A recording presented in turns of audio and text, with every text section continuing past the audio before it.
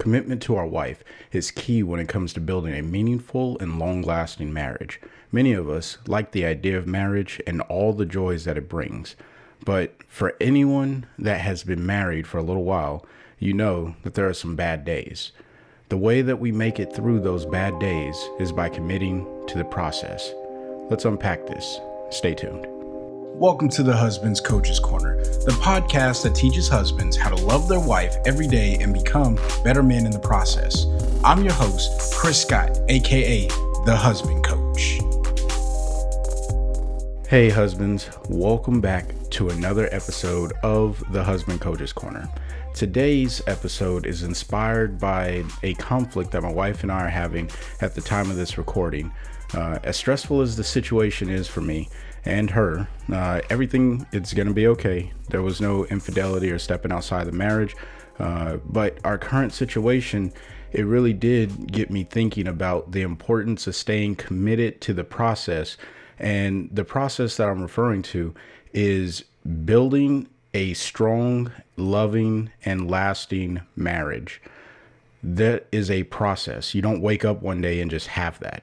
It is over many years of sweat and hard work and dedication that you can get to that. And I won't say that my wife and I are there, but we are absolutely well on our way and we are enjoying each other. We just have a situation that we're dealing with right now between the two of us, but we still commit to one another and we still love one another wholeheartedly. So that's why it's so important to stay committed to the process. And as husbands, we're going to see why that's so important. Now, no matter how long you've been married, conflict, it's going to come up. And some situations will be worse than others. Obviously, that's just life, right? But staying committed to the process as the husband in the family, you'll be able to lead your wife and yourself through the conflict and get back into calm waters. Now, I always think of conflicts like an injury to a sport or just your body getting hurt. Sometimes you get a sore, like you go work out at the gym, you're sore for a couple days, and then your body recovers.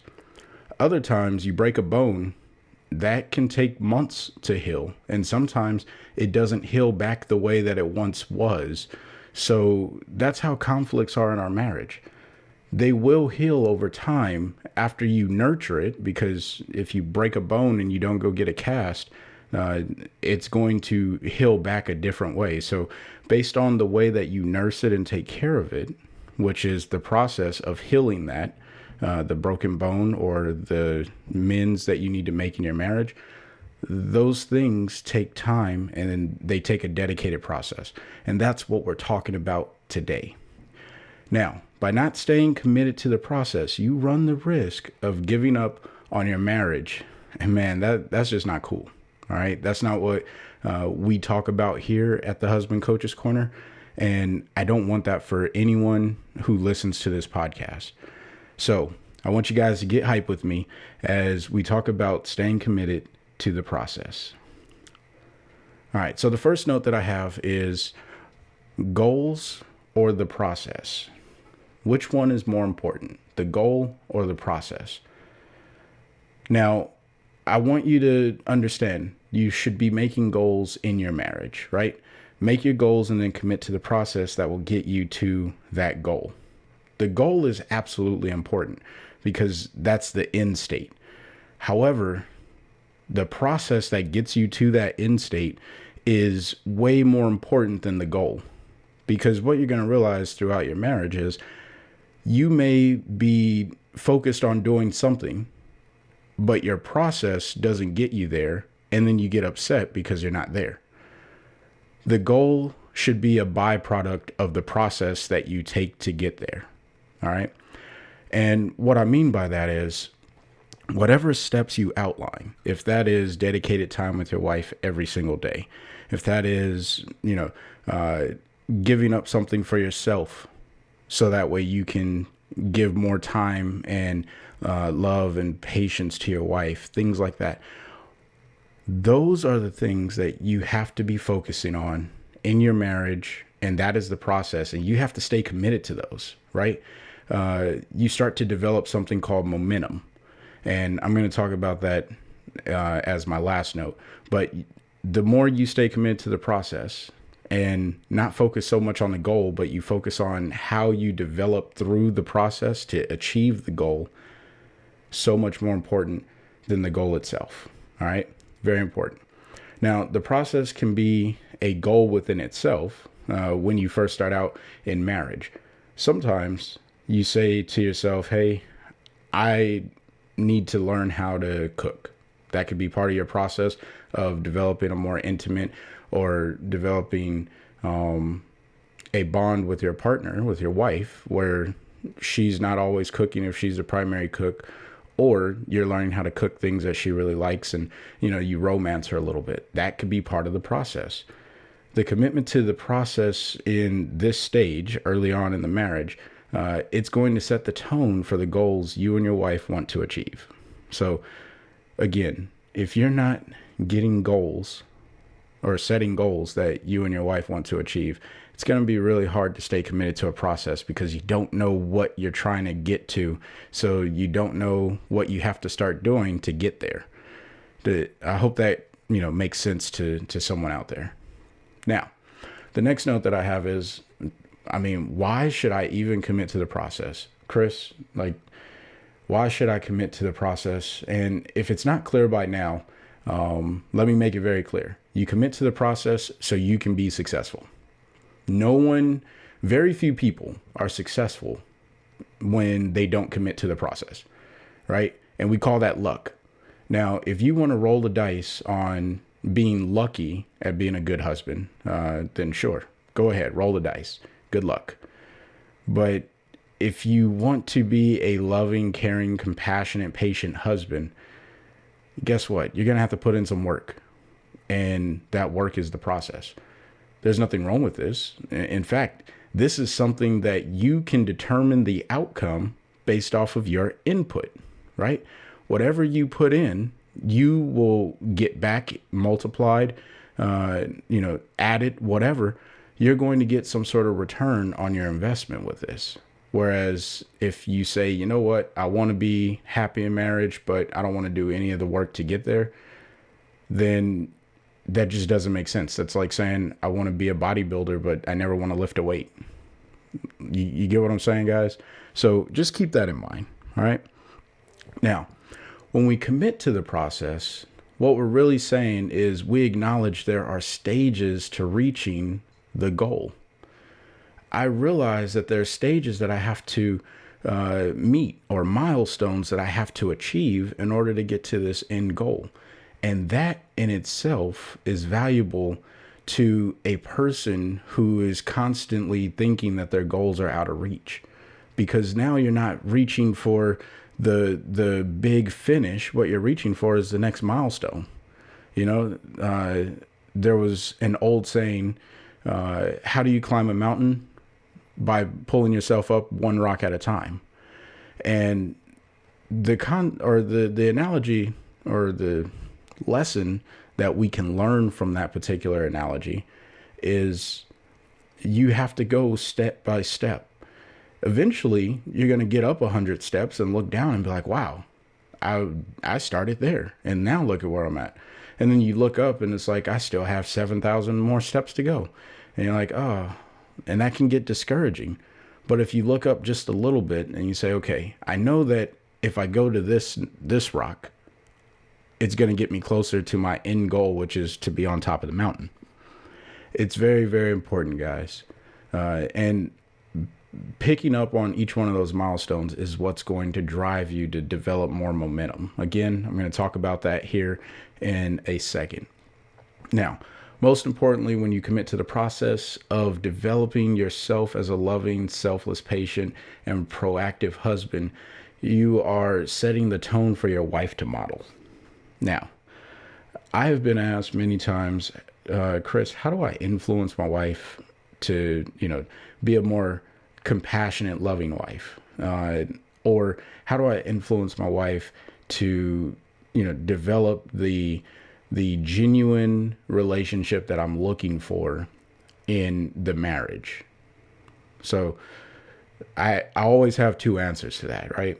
The first one is a majority of wives, they already have the compassion, the love, the empathy, the sympathy that is required in the marriage. And us as the husbands tend to be the habitual line steppers of not providing that to her, right? If you read the book Love and Respect, again, that's in the show notes. I highly recommend that you guys read it. It is an affiliate link to Amazon. So yes, it does help out this podcast, but it's not no additional cost to you. That's enough on that, but check it out. In the book, what Dr. Emerson is talking about here is men need more respect in the marriage and women need love. And as a husband, when we commit to the process and we provide the love and the patience and, you know, the selflessness that it takes to be a good husband in a marriage, our wives, they reciprocate that, they model it, and then they start to show you the respect that you're looking for in the marriage, which in return lowers your chances of running into serious conflicts. Now, again, as I said in the intro, conflict, it's going to happen. It just depends on how severe the conflict is. All right. And the other reason why husbands should commit to the process. Husbands, we have to commit to the process first, right? Don't wait for your wife. We have to commit to the process of loving her first because our wives are looking for someone to follow. And that's you. That should absolutely be you as the husband. Our wives should be looking at us and saying, okay, how do I follow my husband in this? That is so, so critical. All right. When we show how much we want to commit to the process of developing our wives, most likely, again, not every wife is going to feel this way, but our wives most likely want to do the exact same thing. It is hard for me to believe that any woman would marry a man and not want to be committed to the relationship. Now, I'm not talking about people who are love at first sight and, you know, the googly goggle, all that nonsense. What I'm talking about are the committed relationships that said, you know what? I want to get married. I want to spend the rest of my life with you. These are the marriages that I'm talking about, right? Because there was already the raw passion and interest and love, you know, and the relationship was already there. Not, I met you and we got married the next day. Not that type of stuff. That could work. And I'm not knocking anyone. I'm sure there's some people listening to this podcast right now that you guys got married on the first day. And I have no qualms with that. However, in my experience of talking to couples and counseling husbands or coaching them, whatever you want to call it, I've ran into a lot of husbands that, you know, that were in those situations and they're like, I don't even know why I married her. And that is a whole nother conversation for a whole nother episode. But genuinely, our wives are looking to follow us as the husband. And when we commit to the process, it inspires them to also commit to the process of of respecting us, which is what we so deeply need. Can't recommend love and respect more than what I already have. The last note that I have, the process builds momentum. Now, look, guys, this is key. Building momentum for anyone who has ever played a sport. You understand that momentum in a game is what gets you, one, hype. And when you're hype, you start to, your senses get heightened aware. You start to make better plays, better decisions. Things just start, quote unquote, clicking, right? Building momentum by staying committed to the process is going to do the exact same thing in your marriage. Guaranteed. Guaranteed. So if you don't want to roll the dice and play the lucky game, you have to build momentum by staying committed to the process. So what does that mean? When you commit to the process, you develop consistency that pays off more over time than any one occurrence.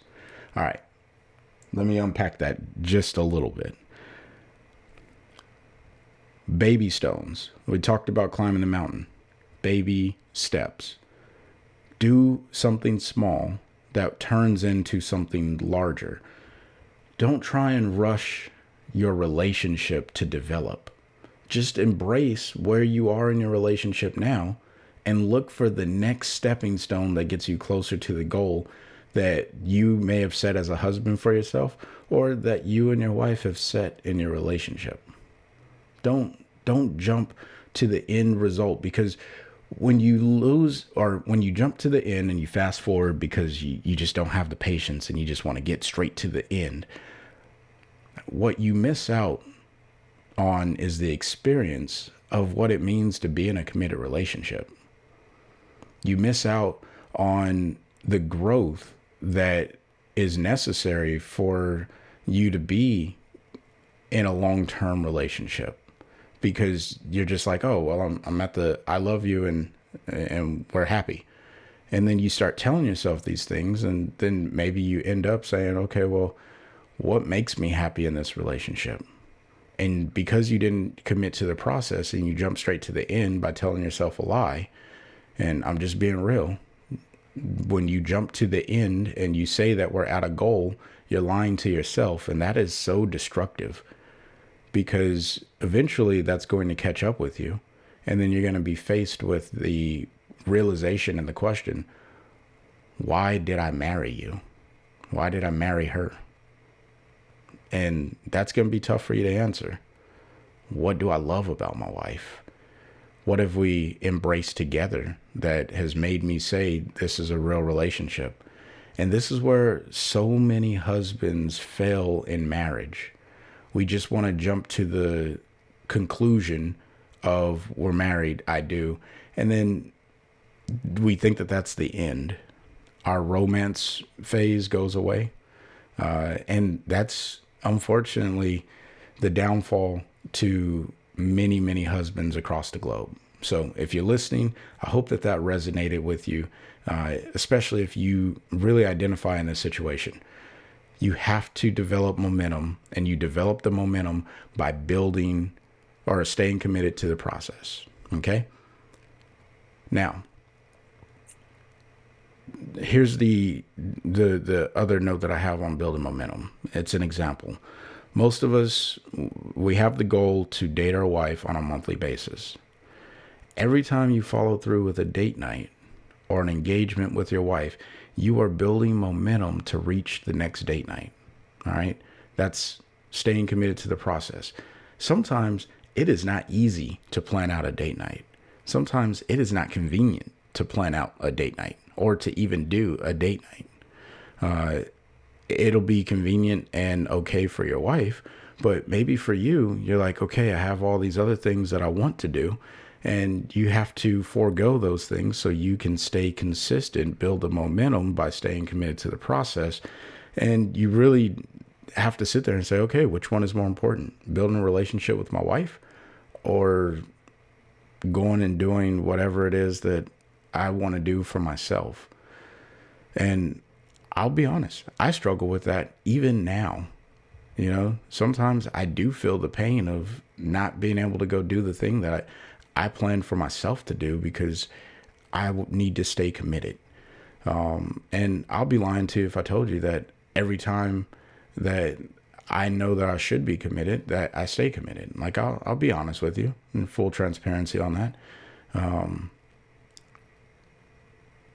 But see, the reason why momentum is important is if you miss one date night, it may become easier for you to miss the next one, and so forth and so on. So there's this mindset that if you're going to go to the gym, don't miss more than 2 days, right? Obviously, if you're sick or the gym is closed or whatever, then yeah, you missed it. But let's call it, if you're going to work out If you work out on Monday, your next workout, like at the absolute latest, should be Thursday, because you don't work out Tuesday or Wednesday. That's your 2 days. And then on the third day, you force yourself to get into that workout. The same thing happens when it comes to our marriage. If you know that you have a date night planned and you miss a date night, either one, reschedule it for an immediate time before the next date night that's already scheduled or hopefully planned or something. But do something. It doesn't have to be big. You can reschedule that. I talked all about quality time and in some of the previous episodes where we talked about the love languages. So you go back to that. But momentum, all right? It's so important. I just can't stress that enough. Now, the drill for the week. Very, very simple. I don't want to overcomplicate this. Write down your mantra that says you will stay committed to the process. And then I want you to outline every single thing that you have that you need to commit to. And then I also want you to outline the things that you know you're going to have a hard time committing to. For men, when we identify the things that are challenging for us, it becomes a little bit easier for us to identify how to engage with that. And you don't have to share this with anyone. This is something internal for yourself. Write it down and say, okay, what is it that I need to commit to? What am I going to have a hard time committing to? And you could even just circle those things. Keep that in your own personal book, wherever. But then I want you to develop a plan on how you are going to stay committed to those things. I don't care what it is that you choose to do to stay committed, but, obviously stay safe. But whatever it is that you have to do to stay committed and be locked into the process, that is what this drill is all about. Identifying that for yourself, because you need clarity for yourself more than your wife needs clarity from you, right? Because if you can identify what it is that you're looking to develop so you can provide in the relationship, it is so much easier for you to, one, illustrate that by your actions and your deeds than any words that you'll ever say, because you'll say, no, date night's important. It's a priority. I'm putting it on the calendar. And you go to your wife and you say, hey, we're doing this on this day. I really want you to be there. And if she says she can't, then it's like, okay, well, what about this day?